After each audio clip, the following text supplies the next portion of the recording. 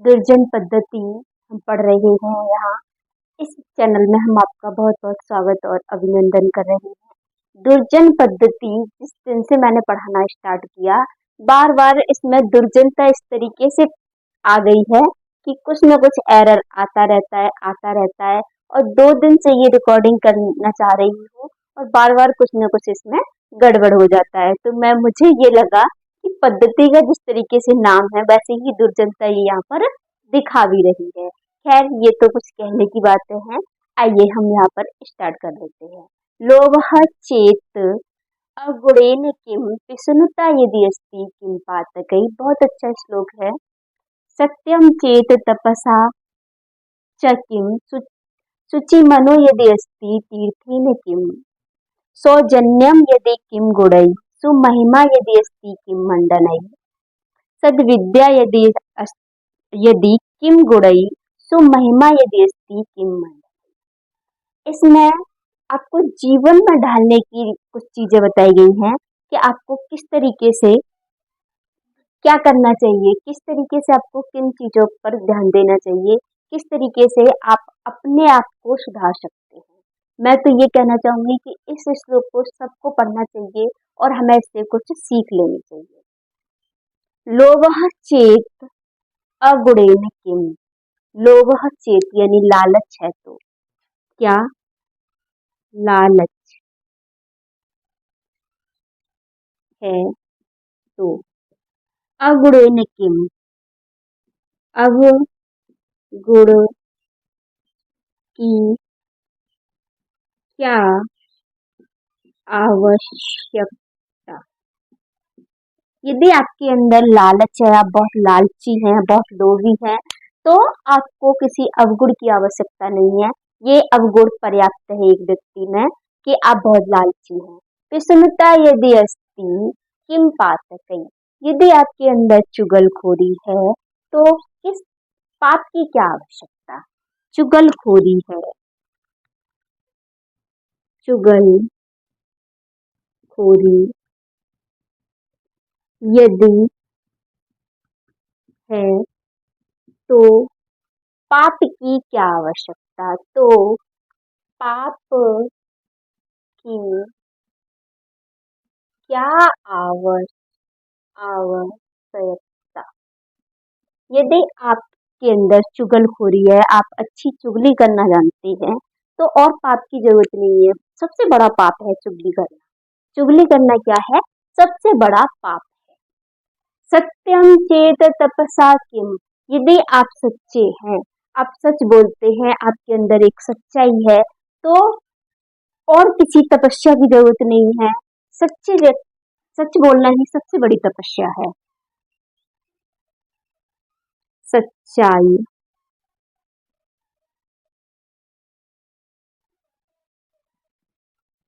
सच्चाई चेत तपसा किम है तो तप की क्या आवश्यकता। यदि आपके अंदर सच है, सच ही सबसे बड़ा तप है। सच ही सबसे बड़ा तप है। आपके अंदर सच्चाई है, आप हमेशा सच का साथ देते हैं, सच्चाई की राह पर चलते हैं, तो यही सबसे बड़ा तप है। शुचि मनो यदि अस्ति तीर्थेन किम। यदि आपके अंदर पवित्र मन है तो फिर किसी तीर्थ यात्रा की आवश्यकता नहीं है। शुचि मन यानी पवित्र मन, पवित्र मन यदि है तो तीर्थ की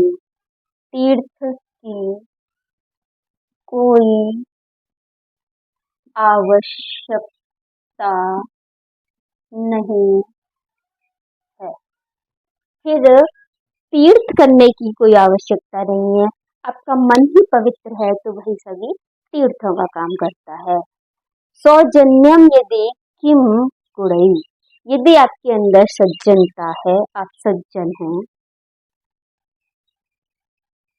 सज्जन हैं, यदि सज्जनता यदि है तो गुड़ई किम, गुणों की क्या आवश्यकता है? भाई सज्जनता ही सबसे बड़ा गुण है। इसके अलावा फिर आपको किसी गुण की आवश्यकता नहीं है। सो महिमा यदि अस्ति किम मंडनई, यदि आपके अंदर अपनी महिमा है, अपनी क्वालिटी है, अपने आप में आप कुछ है, तो फिर आपको किसी दूसरे आभूषण की जरूरत नहीं। आभूषण आपका सबसे बड़ा क्या है? आपकी खुद की महिमा, स्व महिमा। स्व महिमा यदि है तो मंडनई, आभूषणों की क्या आवश्यकता?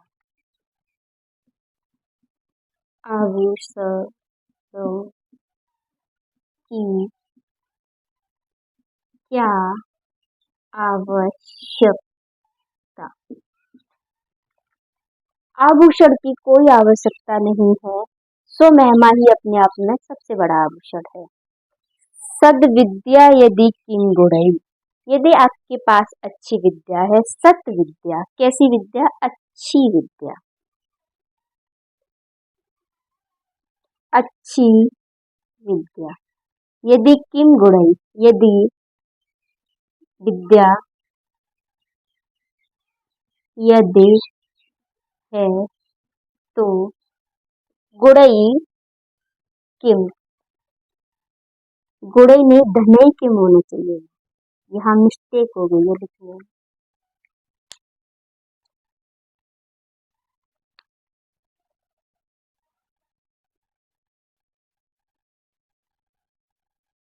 सद्विद्या यदि किम धनई,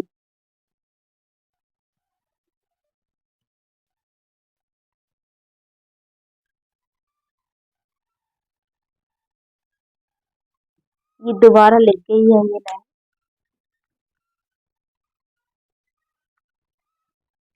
सद्विद्या यदि किम धनई, किम धनई प य धनई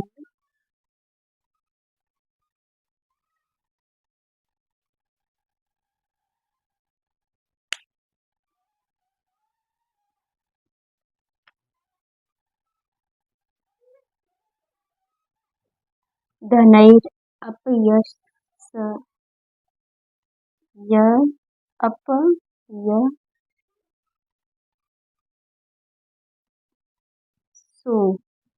अपयसो यदि अस्ति,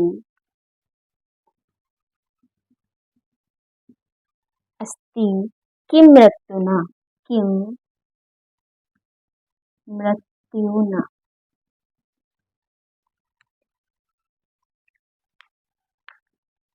सौजन्यम यदि किम गुणई, यदि आप में सज्जनता है तो गुण की क्या आवश्यकता? सो महिमा यदि किम मंडलई, अपनी खुद की महिमा है तो किसी आभूषण की जरूरत नहीं है। सद विद्या यदि अस्ति धनई किम, सद विद्या यदि अस्ति तो धन की क्या आवश्यकता? धन की क्या आवश्यकता?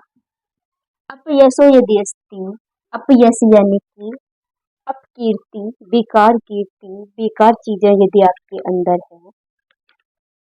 अपयसो यदि अस्ति, अपकीर्ति यदि अस्ति, अपयस मतलब अपकीर्ति यदि है तो मृत्यु की क्या आवश्यकता? तो फिर मृत्यु की क्या आवश्यकता? फिर से देख लेते हैं। लोभः चेत अगुणेन किम, लोभ है तो फिर किसी अवगुण की आवश्यकता नहीं है। प्रसन्नता यदि अस्ति किम पातकई, यदि आपके अंदर चुगलखोरी है तो फिर आपको किसी दूसरे पाप की कोई आवश्यकता नहीं है। सबसे बड़ा पाप है ये। सत्यम चेत तपसा किम, यदि आपके अंदर सत्यता है तो तप की जरूरत नहीं है। शुचि मनो यदि अस्ति तीर्थेन किम, शुचि मनो यदि अस्ति, यदि पवित्र मन है तो तीर्थ की आवश्यकता नहीं है। सौजन्यम यदि किम गुणई, यदि आपके अंदर सज्जनता है तो गुड़ की आवश्यकता नहीं है। सुमहमा यदि अस्ति किम मंडनैः, यदि सद्विद्या अस्ति तो धनैः किम अपयशो यदि अस्ति मृत्युना कम। तो अपयशो मतलब बेकार कीर्ति, आपका नाम, आपका ऐश्वर्य बेकार है, बेकार की आपकी चीजें हैं, आपका नाम बहुत बेकार तरीके से फैला हुआ है कि अच्छा वो तो बहुत बड़ा चोर है, अच्छा वो तो बहुत बड़ा डकैत है, वो तो बहुत बदमाश है, वो तो कत्ल करके आया है। तो इस तरीके की यदि अपयश आपका है तो मृत्यु की आवश्यकता नहीं है। यही सबसे बड़ा मृत्यु का दर्शन है, यही आपने मृत्यु देख ली। तो ये श्लोक आपको इन पद्धति को पढ़ रहे हैं।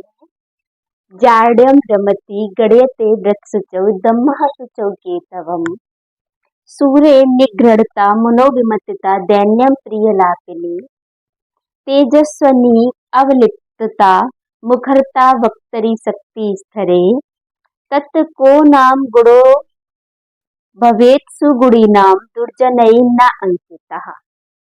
दुर्जनैः, दुर्जनैः यहाँ से कर्ता ले लें और यहाँ से क्रिया ले लें।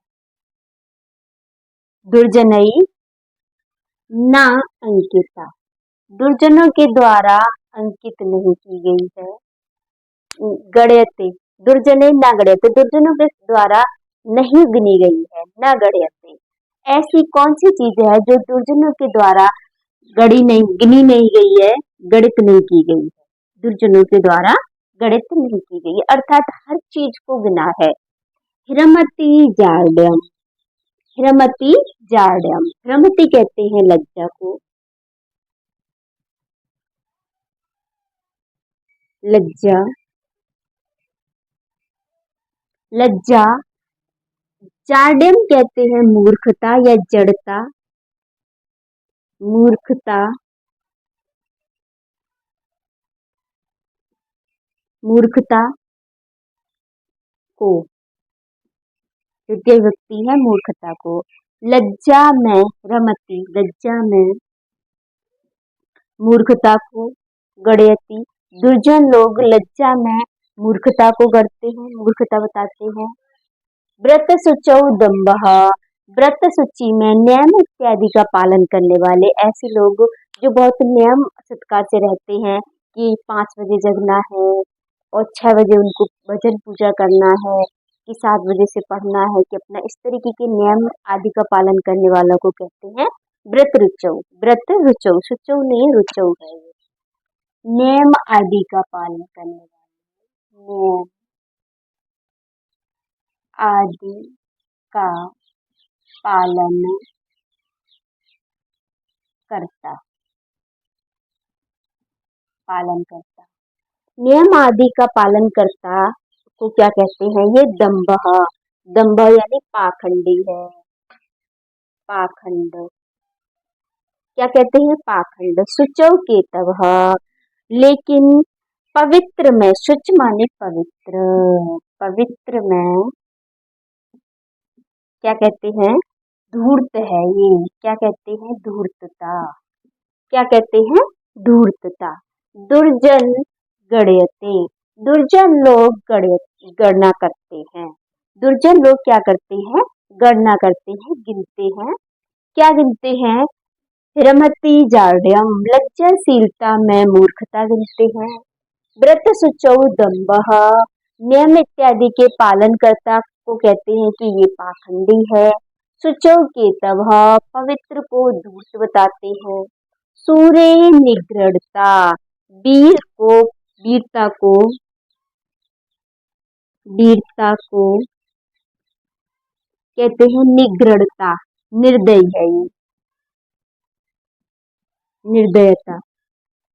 मुनौ विमतिता, मननशील में, मननशील, मननशील में कहते हैं विमतिता, बुद्धिहीनता, बुद्धिहीनता, मूर्ख है, बुद्धिहीन है, बुद्धिहीनता। दैन्यम प्रिय लातनी, प्रिय बोलने वाले को दैन्य बोलते हैं, दीनहीन बोलते हैं, दीनहीन, दीनहीन, दीनहीन। प्रिय लापनी, प्रिय बोलने वाले में, प्रिय बोलने वाले में, प्रिय बोलने वाले में दीनहीनता बताते हैं। तेजस्वनी अवलिप्तम, तेजस्वनी अवलिप्तम, तेजस्वी को, तेजस्वी को क्या बताते हैं? अवलिप्तम। क्या कहते हैं? अवलिप्त है, घमंडी है, घमंडीपन। वक्तरई मुखरता, वक्तरई मुखरता, अच्छे वक्ता में कहते हैं वाचाल है, वाचाल, वक्ता को है, अच्छे वक्ता को, सुवक्ता को,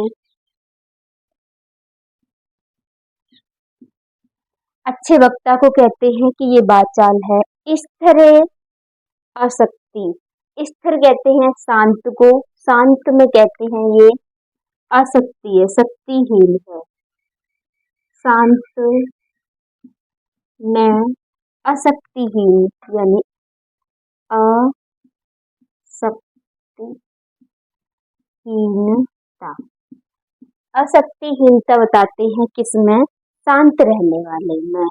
तत् को नाम गुणो भवेत सुगुणी नाम, तत् को नाम तब कौन सा नाम,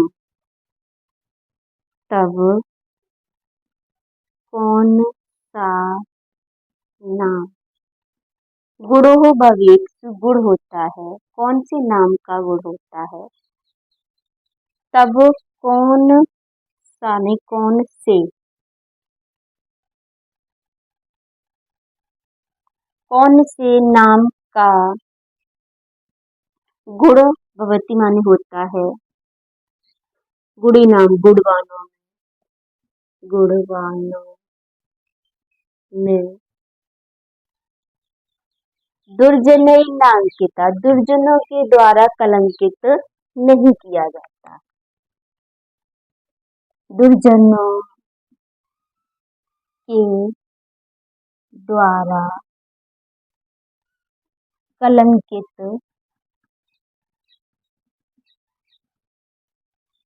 कलंकित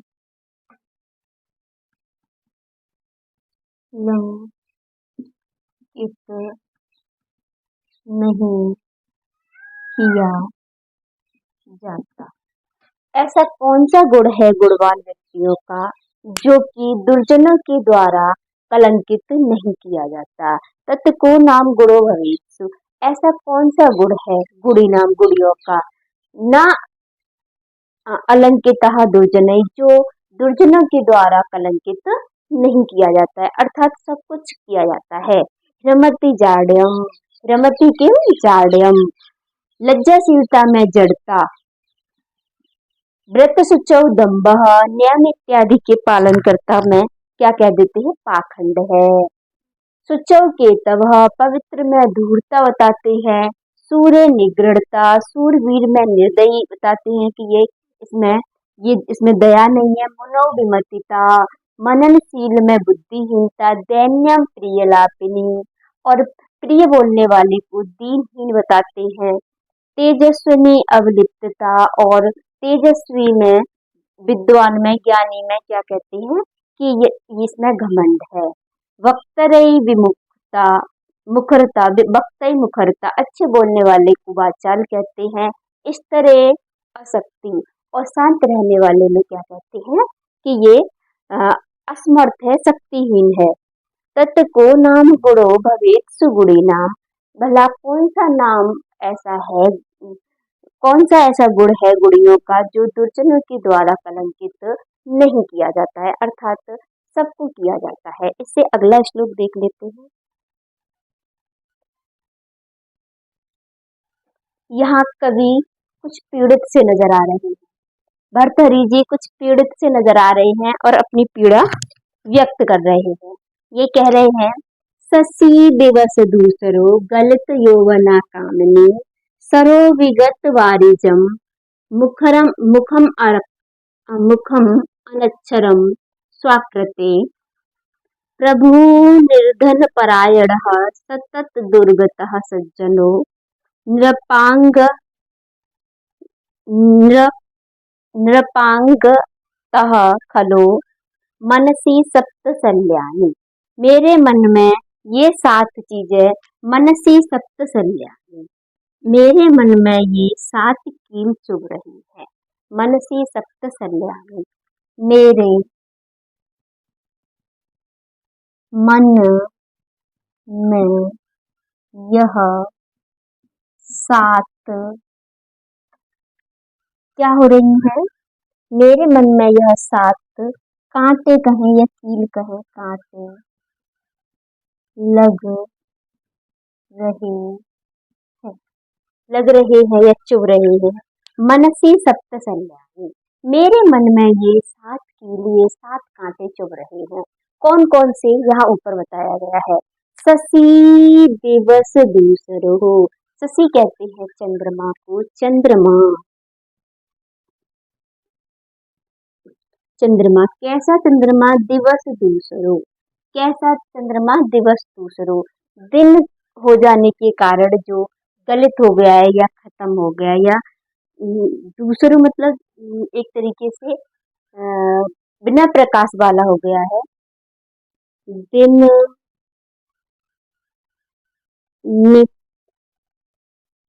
निकलने के कारण धुंधला धुंधला या धुंधला हो गया है। गलित यौवना कामिनी, कामिनी माने स्त्री, स्त्री। गलित यौवना, जिसका यौवन क्या हो गया है? खत्म हो गया है। समाप्त यौवन वाली, समाप्त यौवन वाली, क्षीण हो गया, गलित हो गया, समाप्त हो गया जिसका यौवन। शशि दिवस दूसरो, चंद्रमा ऐसा जो दिन निकल आने के कारण धुंधला हो गया है। गलित यौवना कामिनी, ऐसी स्त्री जिसका यौवन समाप्त हो गया, गलित हो गया। सरो विगत वारिचम, सरो कहते हैं तालाब को, तालाब। तालाब कैसा हो गया है? तालाब विगत वारिचम, बिना कमल वाला, बिना कमल वाला, बिना कमल वाला तालाब। मुखम अनक्षरम स्वाकृते, बिना अक्षर वाला, बिना यानी कि गूंगा मुख,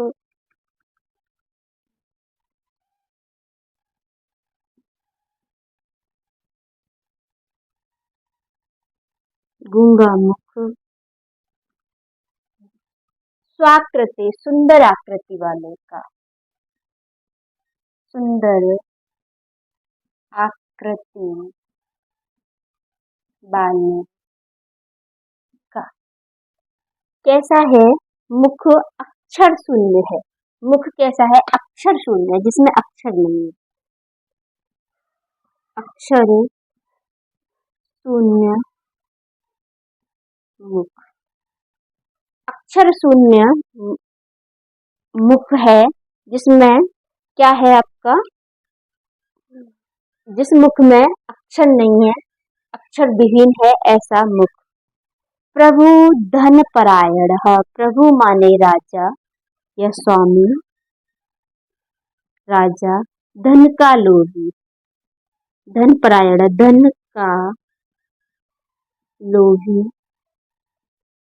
सतत दुर्गतः सज्जनो, लगातार दुर्गति में जाने वाला सज्जन। सतत दुर्गति में जाने वाला सज्जन, वाला सज्जन ऐसा सज्जन जो हमेशा दुर्गति में रहता है, यानी कि इसकी स्थिति सही नहीं होती, हमेशा कुछ न कुछ परेशानी आती रहती है, ऐसा सज्जन। नृप नृपांगता, नृपांगता राजा के आंगन में। नृपांगता मतलब राजा के आंगन में। खलो मतलब दुर्जन, दुर्जन या दुष्ट। ऐसा व्यक्ति जो राजा के आंगन तक पहुंच गया है पर वो खल है, वो दुष्ट व्यक्ति है, ऐसा व्यक्ति भी इनको जो है चुभता है। मेरे मन में यह 7 कांटे लगते हैं या चुभती है, मन सी सप्त सल्यानी। मेरे मन में ये 7 चीजें चुभती हैं। कौन कौन सी? शशि दिवस दूसरो, शशि कैसा? दिवस दूषित। कामिनी गलित यौवनः, सरोविगत वारिजम, ऐसा सरोवर जिसमें कमल विहीन है। मुखम अनक्षरम स्वाकृति, सुंदर आकृति वाला मुख हो पर उसमें अक्षर न हो, गूंगा हो। प्रभु धन परायण, ऐसा राजा जो लालची हो, लोभी हो। सतत दुर्गत सज्जन हो, ऐसा सज्जन जो लगातार जो है दुर्गति में रहता है।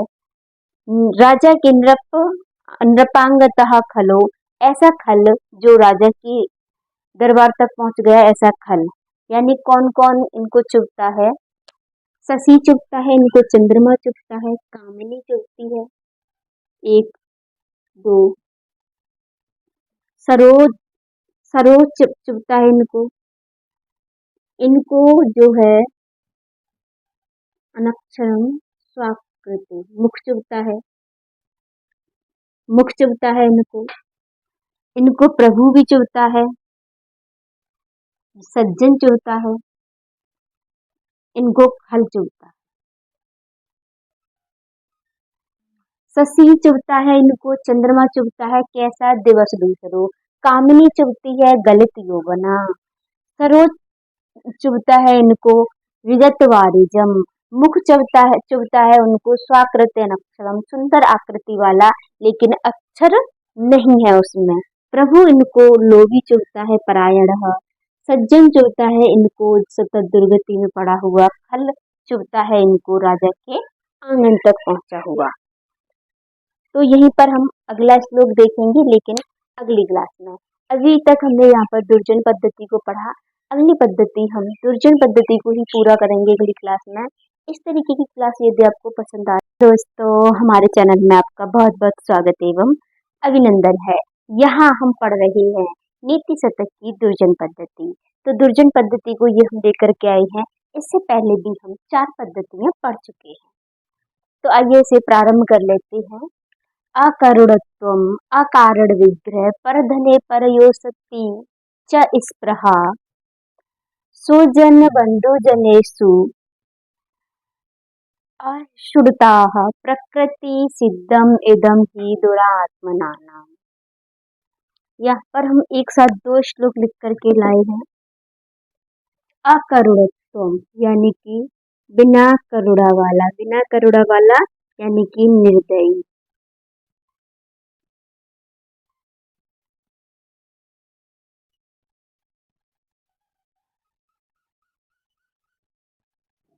निर्दयी,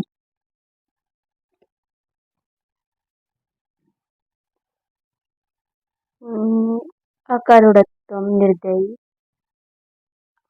अकरुणत्वम् अकारण विग्रह, बिना किसी कारण के कलह या झगड़ा, बिना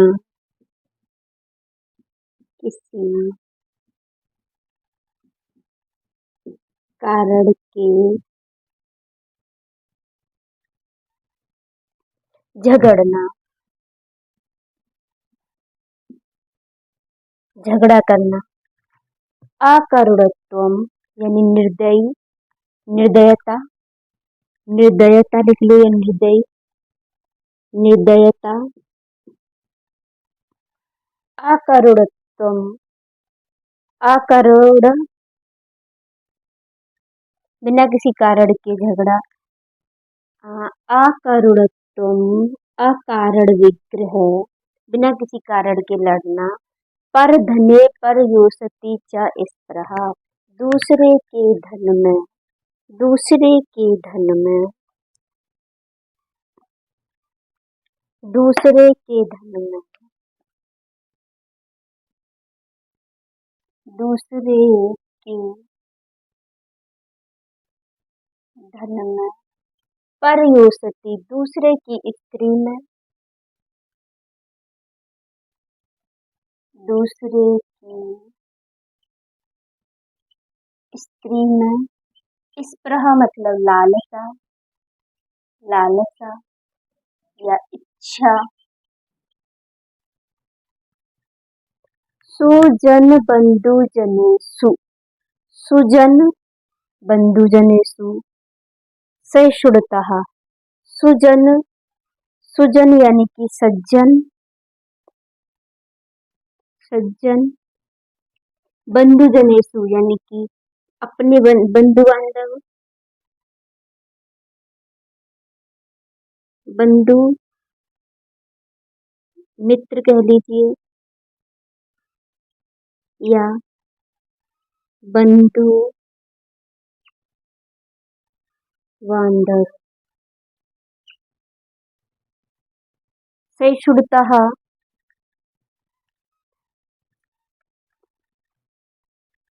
यानी कि असहनशीलता,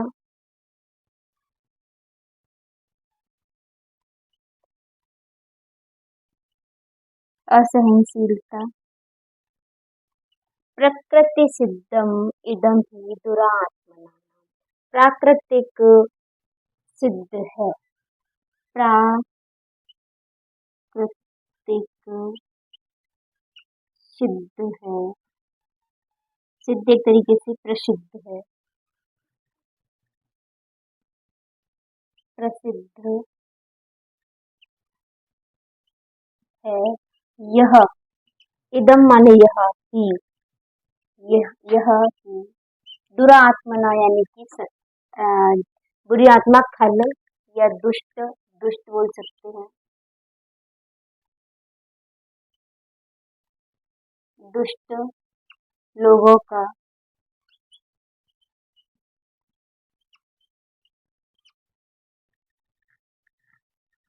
प्रकृति सिद्धम ही दुरात्मना, स्वभाव है ऐसा किनका, बुरी आत्मा वालों का, बुरे लोगों का।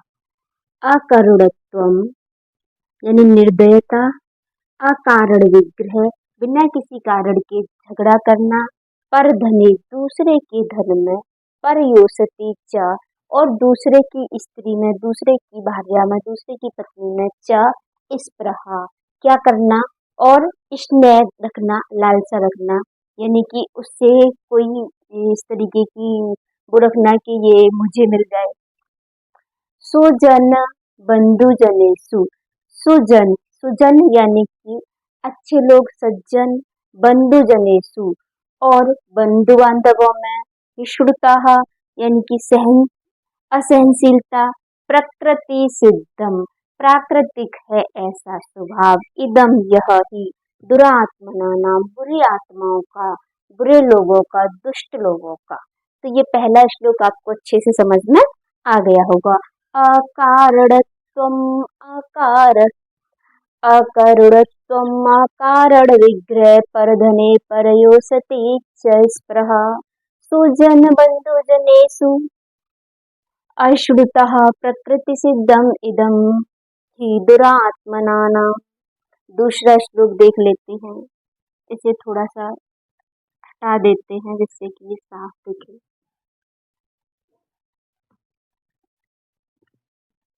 दुर्जन परिहर्तव्यो, दुर्जन परिहर्तव्यो, विद्या अलंकृतोऽपि सन्, मणिना विभूषितः सर्पः किम असौ न भयंकरः। दुर्जन परिहर्तव्यो, विद्या अलंकृतोऽपि सन्, मणिना विभूषितः सर्पः किम असौ न भयंकरः। इस श्लोक में बहुत कुछ छिपा हुआ है और खास करके ये श्लोक महिलाओं के लिए अ, एक महिला जाति के लिए ये श्लोक विशेष ज्यादा लाभदायक है। मणिना विभूषितः सर्प किम असौ न भयंकरः। मणि से विभूषित सर्प क्या भयंकर नहीं होता है। विद्यालंकृतोऽपि सन् दुर्जनः परिहर्तव्यो। विद्या से अलंकृत लिख देते हैं दुर्जन यानी कि दुष्ट। इस मार्कर को ले लेती हूँ। दुर्जन यानी कि दुष्ट या खल। क्या लिख लेते हैं, दुष्ट। परिहर्तव्यो त्यागने के लायक है या त्यागने योग्य है। त्यागने योग्य, दुष्ट त्यागने योग्य है।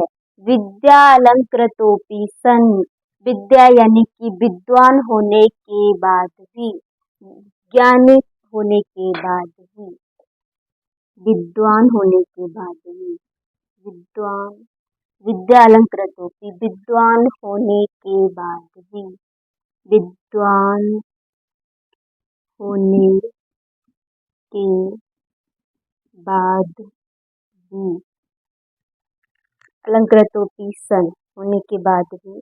मणिना विभूषितः सर्पः किम असौ न भयंकरः। मणिना विभूषितः, मणि से सुशोभित। मणिना विभूषित, मणि से सुशोभित, किससे सुशोभित, मणि से सुशोभित, मणियों से अलंकृत,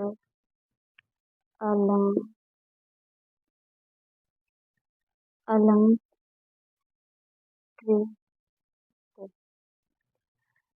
मणियों से अलंकृत सर्पः यानी कि सर्प, किम क्या, किम क्या, असौ माने यह, न माने नहीं, भयंकर माने भयंकर, भयंकर। मणिना विभूषितः सर्पः, मणियों से सुशोभित सर्प। किम ना भयंकर असौ, क्या वह भयंकर नहीं होता है, अर्थात होता है। मणियों से सुशोभित सर्प भी क्या भयंकर नहीं होता है। मणिना विभूषितः सर्पः, मणियों से सुशोभित सर्पः न भयंकर, क्या भयंकर नहीं होता है। किम असौ, क्या वह भी भयंकर नहीं होता है, अर्थात होता है। उसी तरीके से दुर्जन परिहर्तव्य हो, दुष्ट व्यक्ति को छोड़ देना चाहिए। विद्या अलंकृतोपि सन, विद्या से अलंकृत होने पर भी। अब आप कह रहे होंगे कि मैं ऐसा क्यों कह रही थी। देखिए, ये कुछ हर चीज कैमरे के सामने नहीं कह सकते हैं, लेकिन इस तरीके की समस्याएं ज्यादातर महिलाओं को आती हैं, बालिकाओं को आती हैं, और वो भी एक कम एज में, जैसे कि 10th में पढ़ना, 12th में पढ़ना, ग्रेजुएशन करना। वहां पर विद्या से अलंकृत व्यक्ति भी क्या हो जाते हैं, दुर्जन होते हैं। उनके साथ में विद्या, बहुत ज्ञानी पुरुष हैं, बहुत अच्छे अध्यापक हैं, बहुत अच्छे अध्यापक हैं, किंतु उनके अंदर भी क्या है, दुष्टता आ जाती है। उनके अंदर भी दुष्टता आ जाती है, तो ऐसे दुर्जन व्यक्ति का भी त्याग कर देना चाहिए। ये नहीं सोचना चाहिए कि ये व्यक्ति बहुत ज्ञानी पुरुष है, इसीलिए मैं इसकी बात को सह लेती हूँ या मैं इसको सह लेता हूँ, इसीलिए छोड़ देना चाहिए। दुष्ट व्यक्ति को, चाहे वो विद्या से कितना भी अलंकृत हो, कितना भी ज्ञानी हो, कितना भी महापुरुष हो, पर उसे छोड़ देना चाहिए, क्योंकि मणि से सुशोभित सर्प क्या भयंकर नहीं होता है।